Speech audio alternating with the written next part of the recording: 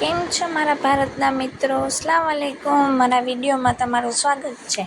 તો ચાલો, તમને લોકો મને કોમેન્ટ કરો છો ને, બેન તમે બધા યાર કેમ મળી લ્યો છો એરપોર્ટે?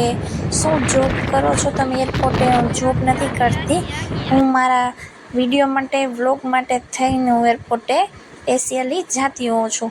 હા, એક વસ્તુ એ છે, એ મને ખબર પડી જાય ક્યારે કોણ જવાનું છે, ક્યારે આવવાનું છે, એટલે એ થોડુંક ફેર પડે. પછી અમારા મદીનાબેન ગાડી હલાવશે, ધૂમ મચાલે છે. તો હાલો, જલ્દી બધા આઈડી સબસ્ક્રાઈબ કરી દો. ત્યાં લગી આપણે એરપોર્ટે પહોંચી જાય ને એરપોર્ટે આપણે કોને મળવા જાય છે એ તમને મારી પ્રોફાઇલ જોઈને ખબર પડી જ ગઈ હશે, થંબનેલ જોઈને, કે આપણે કોને એરપોર્ટે મળવા જાય છે. તે છતાંય તમે મારા વિડીયોમાં બન્યા રહ્યો ભારતના મિત્રો.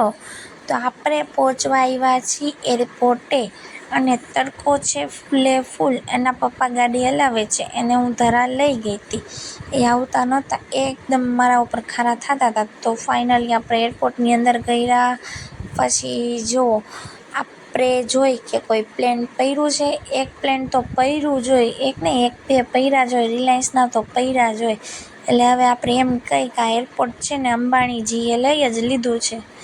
તો જો આ એરપોર્ટનું કંઈક લુક છે, આપણે ગળી ત્યાં અંદર જાય ત્યાંથી જ.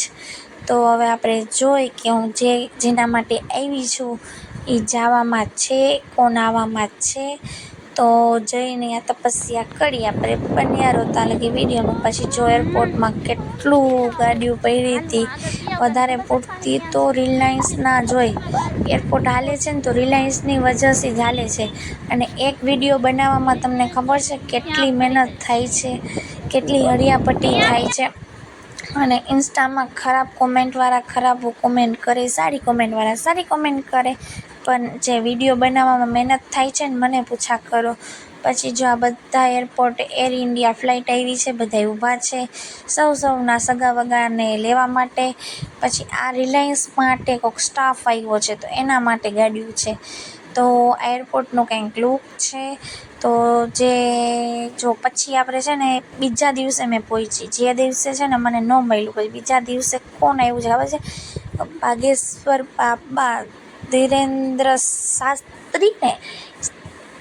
શાસ્ત્રી બાગેશ્વર બાબા ધામ, જે ચિઠ્ઠીમાં લખીને બધું પરચો કહી દે છે, ચલ ઠઠડી કે એ બધા એ બાબા આપણે એ બાબાને જોવા આવ્યા છીએ. કેમ કે હું એના વિડીયો બહુ જ જોતી હતી, એટલે મને બહુ જ ગમતા હતા. એટલે મેં આજે 2 દિવસ ત્યાં ધક્કા ખાતી હતી, આજે ત્રીજા દિવસે મારો ધક્કો સફળ થાય છે.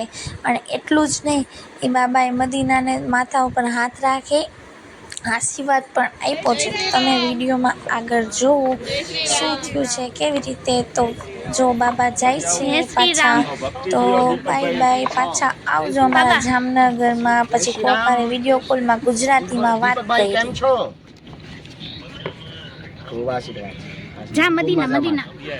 તો તમે લોકોએ સાંભળ્યું બાબાને કેવી મસ્ત ગુજરાતી આવડે છે, કેમ છો બોયલા. તો બધા છે એના માટે ચુંદડી પ્રસાદી લઈ આવ્યા ને આપે છે. તો મદીનાબેન છે ને એક ફોટો બચી કે સાથ પ્લીઝ